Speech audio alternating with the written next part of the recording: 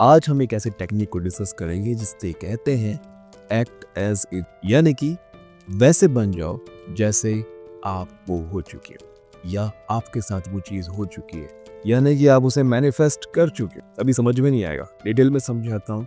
Relationship में ये सबसे ज्यादा काम आता है।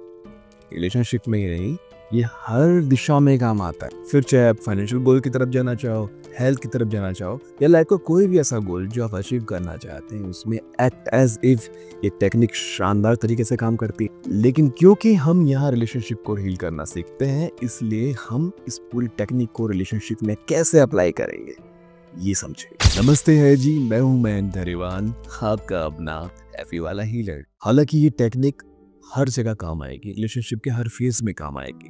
अगर रिलेशनशिप शुरू नहीं भी हुआ है तो भी ये काम आएगी। यानी कि आप एक ऐसे फेज में हैं जहां आप किसी के साथ रिलेशनशिप में नहीं ऐड है, आप इस टेक्निक को लगाकर रिलेशनशिप में हैं, जैसे ही वाइब्रेशन में है तो रिलेशनशिप में आप आ जाएंगे, आपको एक पार्टनर मिल जाएगा। लेकिन मैं जानता हूँ ज्यादातर केसेस में आपको ये टेक्निक यहाँ पर नहीं चाहिए। आपको ये टेक्निक क्यों चाहिए? क्योंकि आपका रिलेशनशिप खराब हो गया है, सामने वाला पार्टनर आपसे बात नहीं कर रहा है, आपको ब्लॉक कर दिया है, आपको परेशान कर रहा है, या आपके साथ अच्छा बिहेव नहीं कर सकता, टॉक्सिक हो रखा है, रिलेशनशिप टॉक्सिक हो गया है। आप उसके साथ रहना तो चाहते हैं लेकिन वो आपके साथ रहना नहीं चाहता, फिर भी वो आपको छोड़ नहीं रहा है, या ये भी हो सकता है वो छोड़ के जा चुका है और आप उसके बिना परेशान हो रहे हैं। एंजाइटी, डिप्रेशन, परेशान होना, भूख ना लगना, नींद ना आना, ये सारी चीजें आपके साथ हो रही है ना। तो रिलेशनशिप के ये बहुत सारे खराब फेसेस हो सकते हैं, जिनसे कुछ मैंने आपके सामने अभी कहे। आप इनमें से किसी भी फेज से गुजर रहे हो सकते हैं कि क्या करना है, इस टेक्निक को लगाना है। डेफिनेटली रिजल्ट मिलता है, शानदार रिजल्ट मिलता है। सैकड़ों लोगों पर अप्लाई किया है मैंने और सबकी तरफ से पॉजिटिव रिस्पॉन्स है। एक्ट एज इफ कैसे काम करता है ये मैं एक कहानी की तरह आपको समझाता हूँ। अभी आप एक विजुअलाइजेशन करो मेरे साथ, ठीक है? अपने हाथों को आगे निकालो। निकाल लिया। अब देखो कि आपके हाथ में एक नींबू रखा है। अब इस नींबू को दो टुकड़े में काट दो। काट गया। अब एक नींबू निकालो, उठाओ और निचोड़ो अपनी जुबान पर।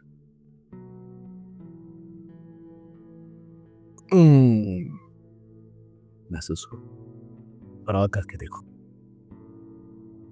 अगर आपके मुंह में नींबू का खट्टापन महसूस हो गया, मुंह में पानी आ गया, इसका मतलब ये है आप समझ चुके हैं एक्ट एज इफ क्या होता है।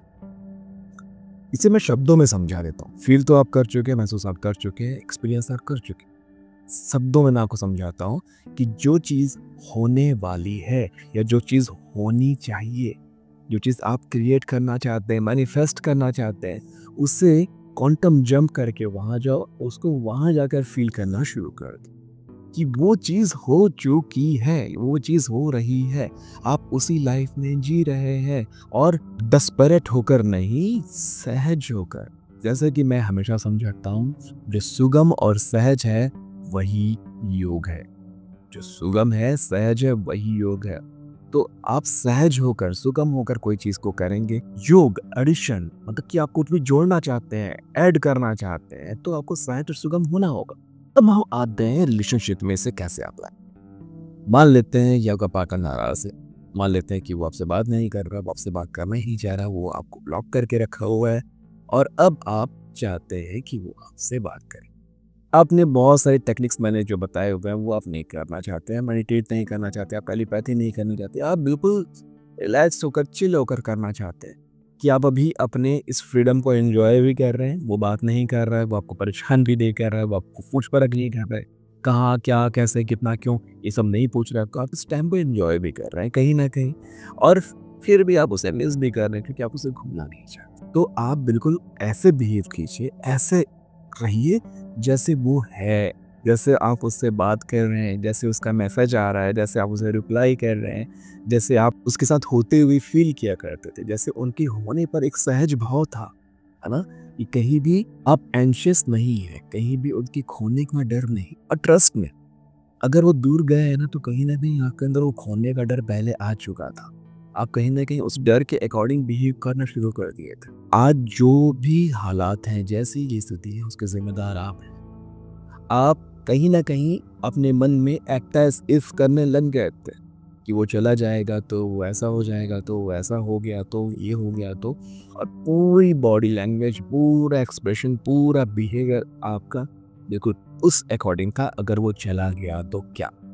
आप उसे डराने की कोशिश कर रहे हो, आप किसी और से बात कर रहे हैं, ये समझाने की कोशिश कर रहे हो, आपकी लाइफ में और भी दोस्त हैं, ये दिखाने की कोशिश कर रहे हो, आप लाइफ में एंजॉय कर रहे हो, ये दिखाने की कोशिश कर रहे हो, आप उन्हें इनसिक्योर करने की कोशिश कर रहे हो, आप उन्हें छोटा फील कराने की कोशिश कर रहे हो, आप अपने आप को बड़ा दिखाने की कोशिश कर रहे हो, आप अननेसेसरी गिफ्ट्स ला करके दे रहे हो, अननेसेसरी डेट्स प्लान कर रहे हो, ज़्यादा टाइम मांगने के लिए डेस्परेट हो रहे हो। ये सारी चीज़ें क्या थे?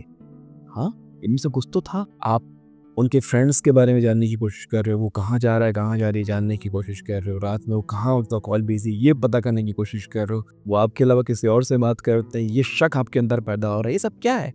अगर आपके अंदर शक आ रहा है, आपके अंदर परेशानी आ रही है, मतलब आप एक्ट एज इफ में फंस चुके हो पहले ही। तो एक्ट एज इफ करके आपने ये खराब किया, तो एक्ट एज इफ करके आप इसे सुधार भी सकते हो। सिंपल है, ऐसा ही तो होता है। ये बिल्कुल सिंपल है। जैसे आपको अगर कोई जॉब पानी है तो आप बिल्कुल ऐसे रहना शुरू करो जैसे उस जॉब को आप पा चुके हो। आपको किसी के जैसा भी बनना है, कोई भी एक ऐसा इंसान है जो आइडल है आपका, आपको वैसी ही लाइफ चाहिए, आप वैसा फेम चाहिए, तो वो अपनी लाइफ में क्या क्या कर रहा है, कैसे कैसे कर रहा है, बस पता करो, वो सारी चीज़ें करनी शुरू करो। एक्ट एज इफ इतना खतरनाक टेक्निक है कि कोई इस बार किसी एक्टर की एक्टिंग करता है, उसकी नकल करने की कोशिश करता है, उसके जैसा बनने की कोशिश करता है, उसकी पूरी फिजियोलॉजी उसके जैसी दिखने लग जाती है, वो बंदा बिल्कुल उसका डुप्लीकेट लगने लग जाता है। यानी कि हमारा जो पैरासिम्पैथेटिक नर्वस सिस्टम है वो पूरी तरह से इस बात पर डिपेंड करता है कि आप कैसे विचार कर रहे हैं। उसे नहीं मालूम कि वो रियल है या सिर्फ विचार है, क्योंकि जो चीज़ें सामने हो चुकी है, आपने उसे अपनी इंद्रियों से महसूस किया है, तो वो भी इमेज के फॉर्म में ही है, या आपने अपनी इमेजिनेशन में कोई चीज़ क्रिएट किया है, वो भी इमेज या वीडियो के फॉर्म में ही है। तो कोई चीज़ असल है या नकल है, वो हर चीज़ वीडियो या ऑडियो या इमेज के फॉर्म में आपके टीम में स्टोर है। तो आपके पूरे सिस्टम को इस बात से कोई मतलब नहीं है कि वो सही है या गलत है, या अच्छा है या बुरा है, या असली है या नकली है। वो जो भी चीज़ को महसूस करेगा, वो वैसी ही चीज़ों को ब्रह्मांड में सिग्नल के थ्रू भेज देगा और वैसी ही चीज़ें क्रिएट होनी शुरू हो जाएगी, क्योंकि जो इनर वर्ल्ड में हो रहा है वो एक्सटर्नल वर्ल्ड में ज़रूर होगा। यही दुनिया है। मदर नेचर हमेशा बैलेंस बनाने की कोशिश करती है, यूनिवर्स हमेशा बैलेंस क्रिएट करता है। आप जो अंदर फील कर रहे हो वो चीज़ें बाहर होगी ही होगी, और आप जो बाहर देख रहे हो वो आप अंदर फील करोगे ही करोगे। अगर आपको कोई चीज़ मिलती है तो आप उसके लिए थैंक यू बोलते हो। अगर आप पहले ही थैंक यू बोलना शुरू कर देते हो तो वो चीज़ें आपको मिलनी शुरू हो जाती है। एटीट्यूड में आ जाना एक्ट एज इफ का ही सहज भाव है। यानी कि एक्ट एज इफ आपने मान लिया कि आपको वो चीज़ मिल चुकी है और आप थैंक यू बोलना शुरू कर चुके हो। जब भी आप एक्ट एज इफ टेक्निक को अपनाओगे, आखिर में थैंक यू शुरू करोगे। आपकी भावना बिल्कुल ऐसी होनी चाहिए जैसे सब कुछ ओके है, सब कुछ बढ़िया है, सब कुछ मजेदार है। एक्ट एज इफ में कभी भी उन चीज़ों को ऐड नहीं करना जो पहले खराब थी। यानी कि पहले आप अपने रिलेशनशिप में बहस करते थे, मूड ऑफ होता था, कुछ कुछ चीज़ों पे कलेश होता था, तो आप कहीं ये ना सोचने कि एक्ट एज इफ में हम अभी भी वही चीज़ों को फील करें। हटा दो ना, हर चीज़ को करना ज़रूरी नहीं है। चीज़ों को नहीं चाहते हैं, चीज़ों को हटा दो, और जिन चीज़ों को ऐड करना चाहते हो उन्हें ऐड कर दो बाहर से, है ना। इंसान तो वही है, आप वही है, वो वही है, इतना काफ़ी है। तो जो खराब चीज़ें थी हटा दिए, अच्छी चीज़ें थी ले आए। जैसे कि आप दोनों साथ में मिलकर जॉगिंग करने जा रहे हो, या साथ में जिम कर रहे हो, साथ में अच्छी वाली शॉपिंग कर रहे हो, कभी वो आपको कुछ दिला रहे हैं, कभी आप उन्हें कुछ दिला रहे हो। बेहतरीन और खूबसूरत ट्रिप में आप दोनों साथ में जा रहे हो जिसमें आप दोनों कंट्रीब्यूट कर रहे हो। अब दोनों एक दूसरे को फाइनेंशियली सपोर्ट कर रहे हो, एक दूसरे के करियर में सपोर्ट कर रहे हो। अब दोनों म्यूचुअली डिसाइड करके रात को 10 बजे फोन ऑफ करके सो जाते हो और सुबह जल्दी उठ करके योगा प्राणायाम करते हो। ऐसी बहुत सारी चीजें हैं जो आप अपने एक्ट एज इफ में शामिल कर सकते हैं। जैसा कि मैंने कहा, जो सुगम है, सहज है, वही योग है। तो योग करिए ना, एडिशन करिए ना। और अब आप ये जान लीजिए कि एक्ट एज इट एक लाइफस्टाइल है। ये पूरे दिन, पूरे समय, हर समय करने वाली चीज़ है। ये कोई 10 मिनट करने वाला मेडिटेशन नहीं। एक बोनस टिप देता हूँ, यदि आपका पार्टनर आपसे बात नहीं कर रहा, आपको कॉल नहीं कर रहा, या आपको ब्लॉक करके रखा हुआ है, तो बस आपको ऐसा बिहेव करना है कि इस टाइम पे वो कॉल करता था, उस टाइम पे उसका कॉल आ रहा है। महसूस कीजिए किसी का भी कॉल आया तो पहला थॉट ये लेकर के आइए कि उसका कॉल आया होगा। अपने मोबाइल में उसकी मैसेजेस को इमेजिन कीजिए। ये सारी चीज़ें आपके अंदर उस वाइब्रेशन को पैदा करेगी कि वो यूनिवर्स में जाए और वैसी चीज़ों को क्रिएट करे। एंड ट्रस्ट मी, ये जो मोमेंट है ना जिसमें आप दोनों बात नहीं कर पा रहे हो, ये बेहतरीन मोमेंट है रिपेयर के लिए। गाड़ी सर्विसिंग में गई है, ये मान लीजिए रिलेशनशिप सर्विसिंग में गया है, अभी आप हर चीज़ को ठीक कर सकते हो। हर प्रॉब्लमेटिक चीज़ों को बाहर करके एक अच्छी चीज़ों को लगा सकते हो, सारे पार्ट्स बदल सकते हो। बहुत ही शानदार तरीके से आप हर चीज़ को सुधार सकते हो। इनफैक्ट आपके पास वो वाला भी मौका है कि आप ये पूरा का पूरा गाड़ी, पूरा का पूरा लव, पूरा का पूरा रिलेशनशिप को बाहर करके एक नया रिलेशनशिप को लेकर के आ सकते हो। आपके पास पूरा वक्त है सोचने का, पूरा समय है सोचने का, रिपेयर करने का। तो इस टाइम को एंजॉय कीजिए। और सबसे इम्पोर्टेंट बात यह है, दुखी मनहूस बन के रहोगे कभी कोई चीज़ अट्रैक्ट नहीं कर सकती। आपको खुश रहना होगा, आपको मज़े में रहना होगा, आपको एंजॉय करना होगा, लाइफ को पॉजिटिव वे पे देखना होगा।